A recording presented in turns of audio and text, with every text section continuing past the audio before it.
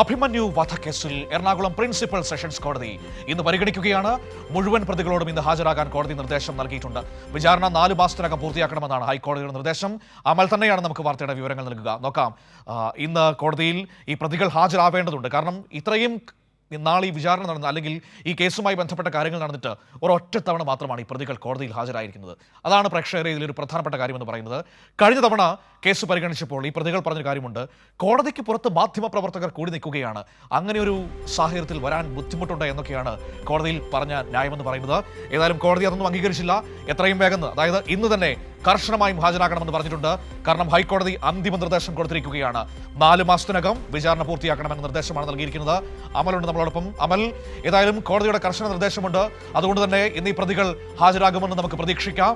4 മാസം കൊണ്ട് വിചാരണ നടപടികൾ പൂർത്തിയാക്കി തീരുമാനം പറയണമെന്നാണല്ലേ ഹൈക്കോടതി വിചാരണ കോടതിയോട് പറഞ്ഞിരിക്കുന്നത്?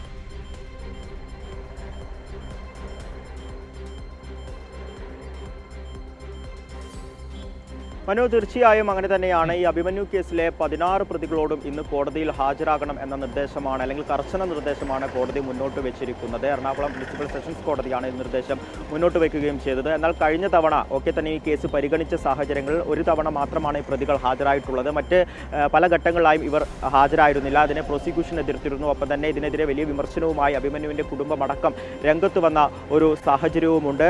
അതിനാൽ തന്നെ ഇന്ന് 16 പ്രതികളും ഹാജരായേക്കാം എന്ന് തന്നെയാണ് നിലവിൽ ഇപ്പോഴും മനസ്സിലാക്കാൻ വേണ്ടി സാധിക്കുന്നത്.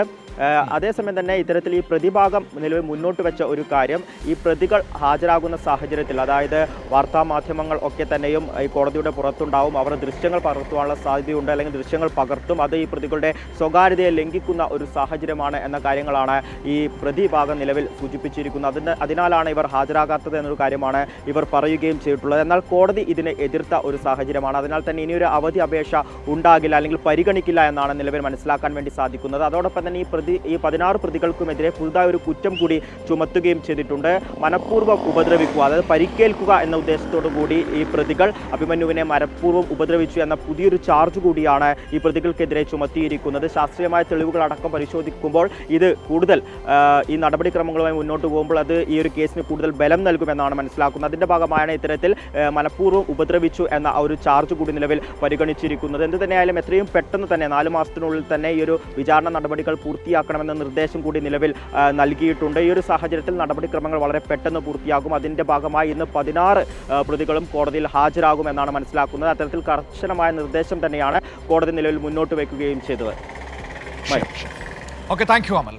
അമലാണ് കൊച്ചിയിൽ നിന്ന് സമഗ്രമായി തന്നെ വിവരങ്ങൾ നൽകിയത്.